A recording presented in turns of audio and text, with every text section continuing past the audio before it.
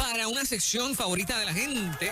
Miércoles a esta hora siempre nos acompaña nuestra amiga la pastora Marlene Arroyo, ready para el reto de los teólogos. Buenos días. ¿Cómo estás? Buenos días. Buenos días, Fernán. Buenos días, Moraima, Juan Carlos y toda la audiencia preciosa que siempre está en sintonía con nosotros aquí en el reto de los teólogos. Eso es, bueno. Aquí estamos. Contenta, Listos. contenta. Sí, estamos listos, estamos ready. Estamos listos. Contigo voy a comenzar hoy. Contigo. Vamos directo al hígado. Vamos, al hígado. Dice un verso de la palabra, ¿verdad? Que yo en mi casa serviremos a Jehová. Sí. Clásico.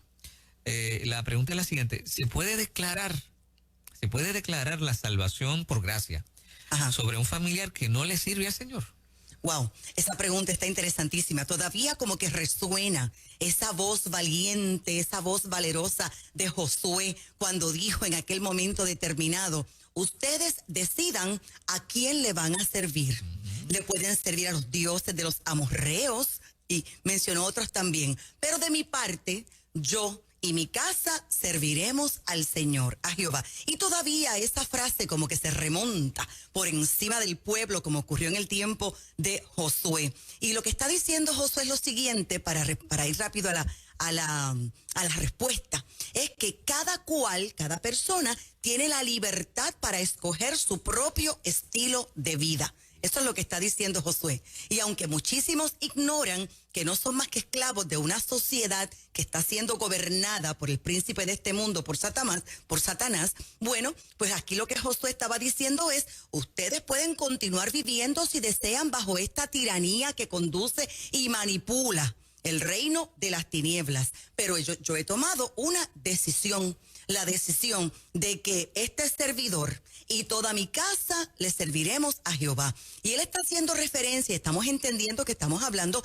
de un hogar funcional que conoce las Sagradas Escrituras. Un hombre que es cabeza del hogar, un hombre que se sujeta al Todopoderoso, una esposa preciosa que conoce los principios del reino y que se sujeta a ese esposo en la misma medida que Josué se está sujetando al Dios del cielo, unos hijos obedientes, y ahora vemos a un Josué seguro de sí mismo.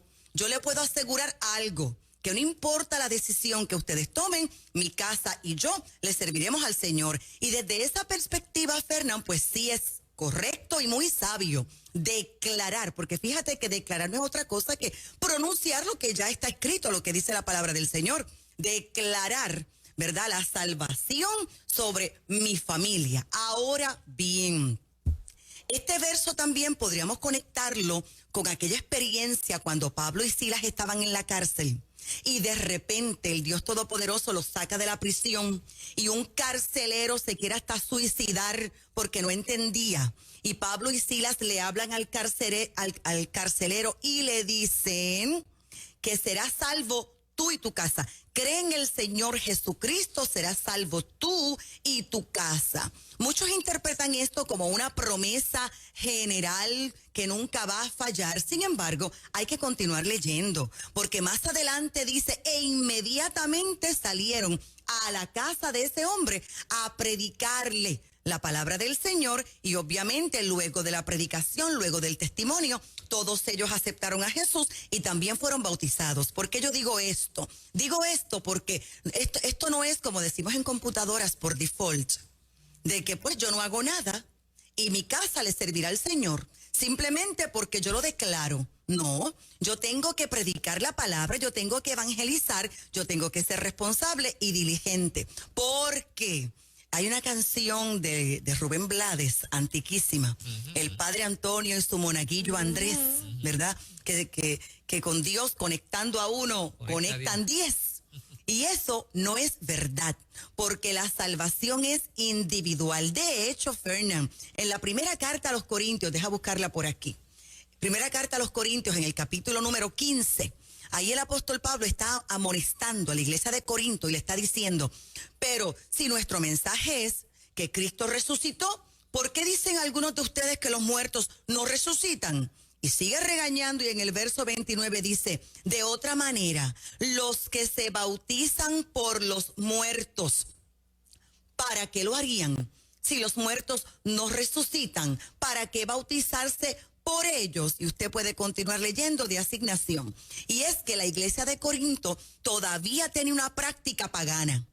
Y ahora el apóstol Pablo confronta, no está de acuerdo con esa práctica porque es pagana, pero confronta la duda que ellos tienen de la resurrección de los muertos y dice: adiós, y si ustedes no creen que los muertos resucitan, ¿por qué ustedes se bautizan por los muertos? ¿Por qué?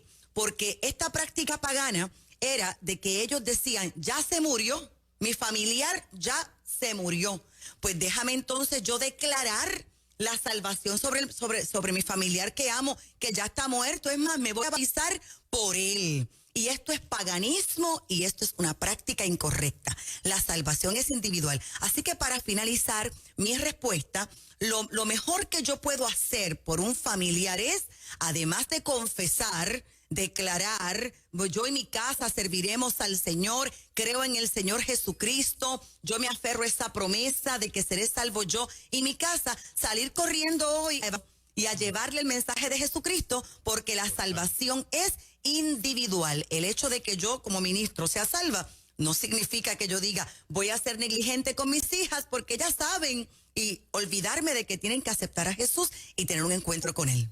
Wow. Excelente. No es transferible la salvación, ¿no? No. Ni se hereda, comentario. Ajá. Ni se hereda, ni la salvación, ni el ministerio, que ese es otro tema. Esto no es hereditario. No. Muy bien. No. ¿Quién continúa, Marlene? Vamos a ir con Moraima. Ok, Moraima. vamos allá. Marlene, Salmo 37 dice: no te impacientes a causa de los malignos, ni tengas envidia de los que hacen iniquidad, porque como la hierba serán pronto cortados y como la hierba verde se secarán. Sí. Dios es un Dios piadoso, bondadoso, misericordioso. ¿En qué contexto se escribe esto? ¿Cómo se puede interpretar? Porque esto es bien fuerte. Fuertísimo. No estén pacientes porque pronto los vamos a liquidar, se van de raíces. Sí. Explícame, ¿a qué se refieren? Claro estos que dos sí. textos? Ese es el Salmo 37. Y cuando leemos el Salmo 37, en la parte superior dice Salmo de David. Eso simplemente ese es el título que dice Salmo de David. Y nos dice que es precisamente David el que compone este salmo en sus años de vejez. Cuando vemos el versículo 25 de este salmo, nos damos cuenta que es esos años, de vejez, y es un cántico, es como un acróstico, tiene todo un patrón, este Salmo 37. Y lo que está diciendo David ya, después que ha adquirido cierta sabiduría, conocimiento, madurez y experiencia, es lo siguiente: no se preocupen por la gente mala. No se preocupen por los impíos. Dice: no te impacientes a causa de los malignos. Ahora está diciendo algo también: no le tengas envidia a la gente mala, que aparentemente le va bien. No te impacientes, no le tengas envidia a la gente que hace las cosas equivocadamente y aparentemente están prosperando. ¿Por qué? Y aquí es que viene la parte fuerte. Como la hierba serán pronto cortados y como la hierba verde se secarán. Ahora, ¿qué es lo que está diciendo aquí David? Primero, hay un reclamo, que cómo es posible que gente que es del Señor Todopoderoso pueda sentir celos o pueda sentir envidia por alguien que es impío, que está lleno de iniquidad y que aparentemente le va bien. Yo quiero rapidito ir a varios versos de la palabra del Señor, porque la misericordia de Dios es maravillosa. Bueno, la Biblia dice que nuevas son sus misericordias cada mañana. Esto significa que hoy al amanecer amanecimos con una misericordia no vieja, sino con una misericordia nueva. Sin embargo, tenemos que ir al equilibrio de las Sagradas Escrituras, porque yo en broma le digo a nuestra congregación: cuidado que esta gracia no se convierte en algo gracioso. La gracia de Dios no es la autorización del Dios Todopoderoso para yo hacer lo que yo quiera. No, porque en este reino hay principios. Escuche lo que dice Nahum, capítulo 1, versículo 3. El Señor es lento para la ira y grande en poder. Y ciertamente, vamos aquí, precisamente porque es lento para la ira y es grande en poder, dice: y ciertamente el Señor no dejará impune al culpable. En el torbellino y la tempestad está su camino y las nubes son el polvo de sus pies. Otro verso, aquí está diciendo la palabra del Señor que el que se merece el castigo lo tiene. Dice Proverbios 12:2, el bueno alcanzará el favor del Señor, mas él condenará al hombre de malos designios. Por lo tanto, lo que está diciendo David, conectando estos versos con el Salmo, es lo que dice la Biblia, que Dios no puede ser burlado, que todo lo que el hombre sembrare cosechará y que Dios también castiga la maldad de la gente. Proverbios 19:29 dice, los juicios están preparados para los escarnecedores y los azotes para la espalda de los necios. Un poquito de más Biblia, vámonos al Nuevo Testamento. Romanos capítulo 2, porque esto es viejo pacto, ¿verdad? Vamos al nuevo. Dice, por eso no tienes disculpa. Tú que juzgas a otros, no importa quién seas, al juzgar a otros te condenas a ti mismo, pues haces precisamente lo mismo que hacen ellos. Y aquí el apóstol Pablo está haciendo referencia a gente que está criticando la maldad de otro, pero mire, como dice el puertorriqueño, un muerto hablando de un ahorcao y no se mira que está guindado. ¿Has escuchado ese refrán pueblerino? A eso hace referencia aquí Romanos capítulo 2 y dice el verso 2, pero sabemos que Dios juzga conforme a la verdad cuando condena a los que así se portan. Dos versos más dice, en cuanto a ti que juzgas a otros y haces lo mismo que ellos, no creas que vas a escapar de la condenación de Dios. Y yo quiero subrayar eso, Moraima, porque David dijo, como la hierba que está verde hoy, pero mañana se seca. Así es la vida de los que hacen maldad, de los impíos. Y dice aquí, no creas que vas a escapar de la condenación de Dios. Tú desprecias la inagotable bondad, tolerancia y paciencia de Dios. Allí está la respuesta, porque hay gente que desprecia. Dice aquí la inagotable, la eterna bondad, tolerancia y la paciencia de Dios, sin darte cuenta que es precisamente su bondad la que te está llevando a convertirte a Él. Pero tú, que eres terco y no has querido volverte a Dios, estás amontonando castigos sobre ti mismo para el día del castigo, cuando Dios se manifestará para dictar su justa sentencia y pagar a cada uno conforme a lo que haya hecho. Ahora voy terminando. Dará vida eterna a quienes, buscando la gloria, honor e inmortalidad, perseveraron en hacer lo bueno. Pero, y a este pero es que hace referencia el rey y salmista David, castigará con enojo a los rebeldes, es decir, a los que están en contra de la verdad y a favor de la maldad. Habrá sufrimiento y angustia para todos los que hacen lo malo. Y el apóstol aquí se puso bravo y dijo, para los judíos en primer lugar, pero también para los que no lo son. En cambio, para terminar aquí con alegría, Dios dará gloria, Dios dará honor y paz a todos los que hacen lo bueno. Y dice este Pablo era tremendo, a los judíos en primer lugar, pero también a los que no lo son, porque Dios juzga imparcialmente. Y a esto es que hace referencia Moraima y gente linda, el Salmo 37, que no tenemos por qué estar envidiando la supuesta prosperidad de los impíos, porque esto es cuestión de tiempo. Dios no puede ser burlado. Dios juzga a aquellos que están rechazando constantemente la inagotable misericordia del Señor. Yes, gracias Marlene. Poderoso. Santo Sí, Padre, para inhalar y exhalar. Ajá, así mismo. Marlene, yo tengo también una pregunta con un texto bíblico. Juan, Sí. capítulo 15, versos 14 y 15. Ajá. Jesús hablando dice, ustedes son mis amigos si hacen lo que yo les mando. Ya no los llamo siervos, porque el siervo no está al tanto de lo que hace su amo. Los he llamado amigos porque todo lo que a mi Padre le oí decir, se lo he dado a conocer a ustedes. Y cuando leo este verso de la Escritura, cuando reviso la palabra del Señor, digo, Jesús me está hablando de un concepto de amistad que yo no conozco, porque no me veo en el papel de yo decirle a un amigo, por más íntimo que sea, todo y todo lo que me dice mi papá. Entonces digo, bueno, tengo dos cosas. O no estoy claro en el concepto amistad, me está hablando de una amistad que yo no conozco y de un nivel mucho más alto, Jesús, y hubiese preferido que Jesús me hubiese planteado esta relación íntima como si yo fuese hijo del Padre también. O sea, les voy a decir todo lo que papi dice, porque ustedes son hijos también de él. Entendí. A mí me hubiese gustado escucharlo en esos términos. De hecho, más adelante la Escritura dice que nosotros somos coherederos con Cristo. Ajá. O sea, fuimos elevados al mismo nivel de herencia. O sea, mi estatus de hijo es como superior. Sí. Es superior. Entonces, este texto, cuando Jesús dice, no los voy a llamar siervos porque ahora son mis amigos y los amigos conocen todo.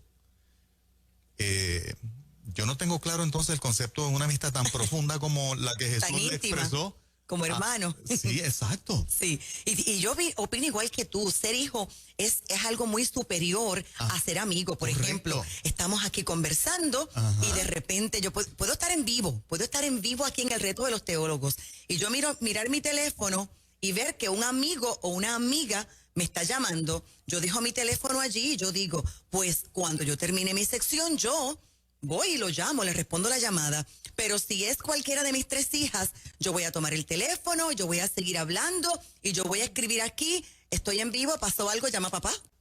Porque es una emergencia, porque es mi hijo. Yo puedo estar en una reunión, estos datos primero antes de profundizar acá. Yo puedo estar en una reunión y la gente toca la puerta. ¿Puedo pasar? Permiso. Pero de vez en cuando las pequeñitas de casa, cuando eran más pequeñitas, ellas abrían la puerta de la oficina, no importa la reunión que yo estuviese.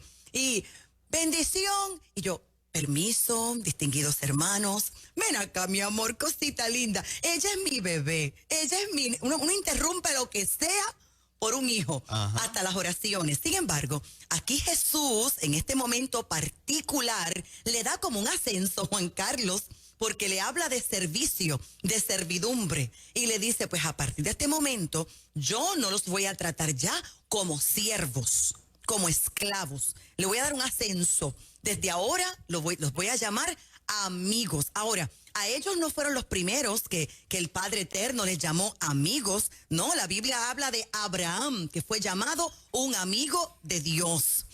La Biblia habla de Moisés también, que dice la Biblia, y con Moisés yo hablo cara a cara como le hablo a un amigo. A ustedes, Aarón y Miriam, yo le hablo por sueños, pero a Moisés no.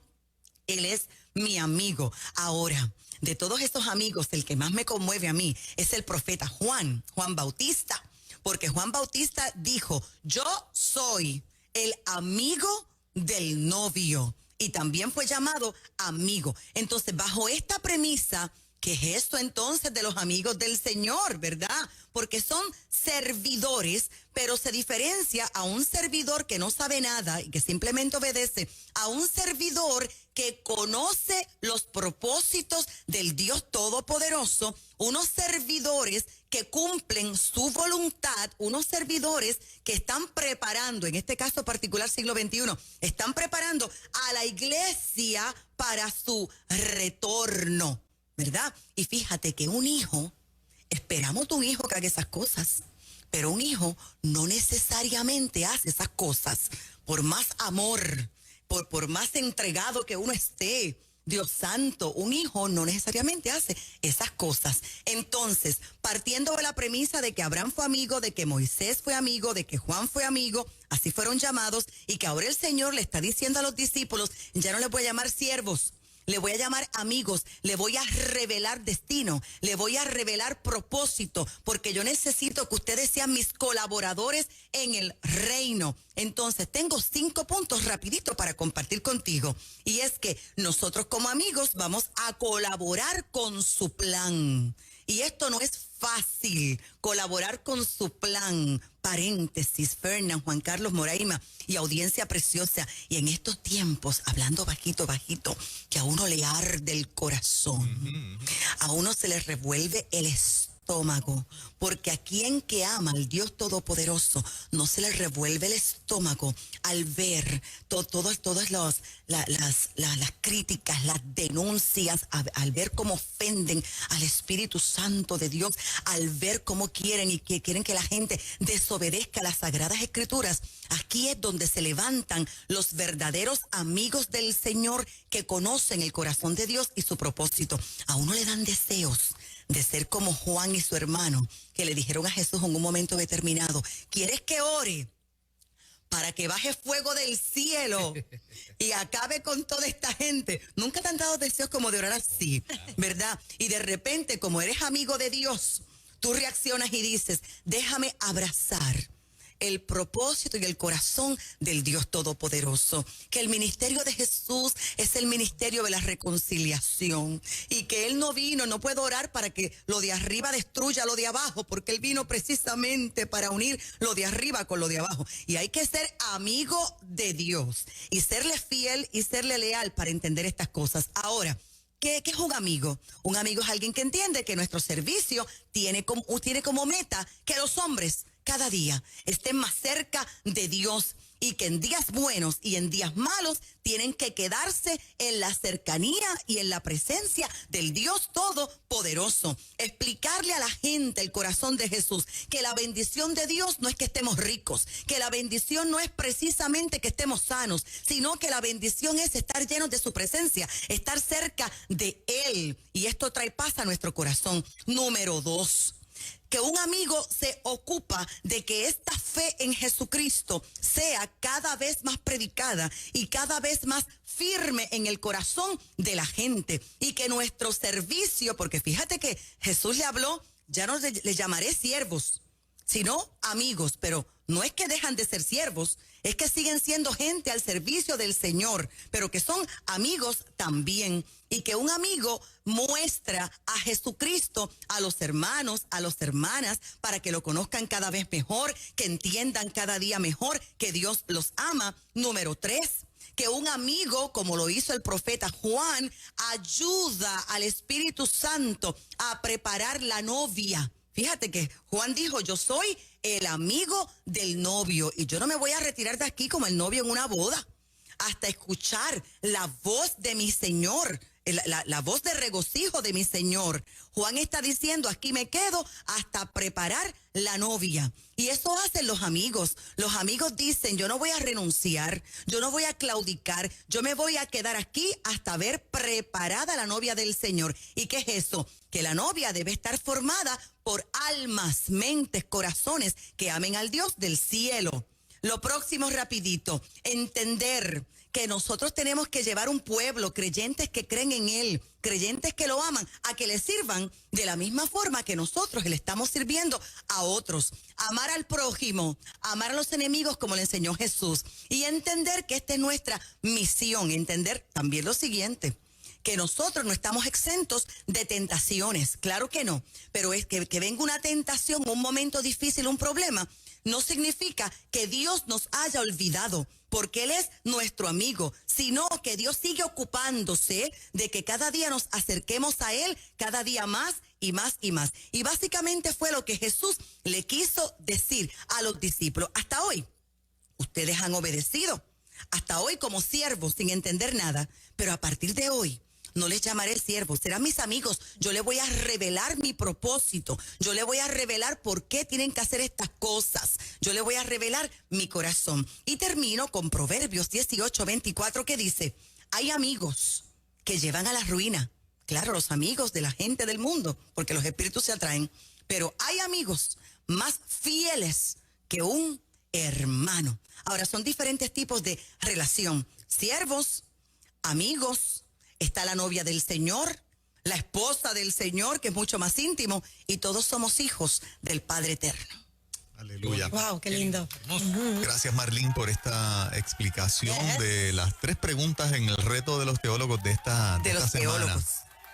Tienes ahí Trasiego de Gloria. Sí, Trasiego de Gloria es mi más reciente obra literaria. Hemos escrito 4 libros y Trasiego de Gloria lo puedes adquirir llamándonos hoy al 787-644-2544, 644-2544. Recuerda que también nos puedes encontrar en nuestro canal de YouTube, Marlene Arroyo. Allí tenemos enseñanzas y enseñanzas de la palabra del Señor y ya usted sabe que estamos, gracias Padre, estamos regresando a las clases presenciales. ¡Ay, qué bueno! Yo estoy feliz con eso. Y tenemos matrícula abierta en Ponce, Southeastern Victory College, iglesia escuela de grado preescolar a 4º año de escuela superior. En San Juan, Essency Arts, es una iglesia escuela, pero que está especializada en teatro musical. ¿Cómo te puedes matricular? 787-644-2544. Gracias, pastora Marlene Arroyo. Gracias. Un abrazo. Y por ahí viene el Chef Omar. Chef Omar, ya está listo, ya está listo.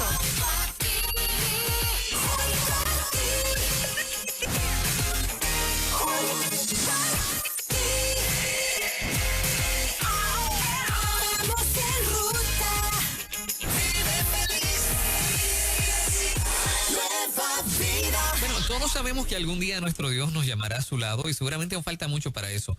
Pero qué bien se siente la tranquilidad de saber que todo está preparado para ese momento. Un plan de prearreglo funeral de Honorem le garantiza a usted el cumplimiento de todos sus deseos, la paz de no dejarle una carga económica a su familia y el mayor respeto a la dignidad y sus valores cristianos. Llame a Honorem al 787-625-1382. También puedes visitar o acceder honorempr.com. Honorem, homenaje a una larga vida. 787-625-1382. Fueron muchos los daños causados por los huracanes Irma y María. Muchos perdieron su casa, sus negocios, sus fincas. Esperamos pacientemente hasta que llegaron las ayudas. Gente como tú solicitaron y se beneficiaron. Miles de personas como tú se han beneficiado de los fondos CDBGDR del Departamento de la Vivienda. Hay muchos programas y los fondos están aquí para ayudarte y levantar a Puerto Rico. Conoce más y entra a cdbg-dr.pr.gov, Departamento de la Vivienda. Muchachos, qué bueno que a esta hora de la mañana tenemos en nuestros estudios a nuestro amigo presidente de Home Mortgage Bankers, Luis Ramírez Vicens. Saludos, buenos días a todas esas personas que nos están escuchando. Buenos días. Muy buenos días, bienvenido. Me alegro estar con ustedes aquí en vivo hoy. Vamos a estar hablando de los préstamos hipotecarios y que si nos conviene o nos conviene en este momento de pandemia comprar una propiedad. Yo te pregunto si conviene comprar una propiedad, Luis. En estos días vi que los intereses todavía están por debajo, en algunos casos por debajo del 3%. Pues mira, en momentos donde las economías y los gobiernos pasan por crisis, en este momento de una pandemia a nivel mundial, lo más recomendable es invertir. Cuando tú compras por debajo, vendes caro. Y el precio de las propiedades está tan económico que el momento de adquirir una casa es ahora. Mucha gente que ha estado en confinamiento se han dado cuenta que necesitan una casa que tenga balcón, que tenga patio, que tenga unas áreas abiertas, porque muchas veces el trabajo lo están haciendo desde la casa y no sabemos si con esta situación, en la economía que nos avecina, nos viene, cuando esto suba, vamos a tener que, a lo mejor muchas personas, continuar desde las casas. Y esto le ha servido para pensar que el momento de comprarles ahora, los intereses, como dice Juan Carlos, están bien económicos, están pasando por el momento más bajo de la historia, el precio de las propiedades está bien económico y esto le puede ayudar a ustedes a buscar una casa mucho más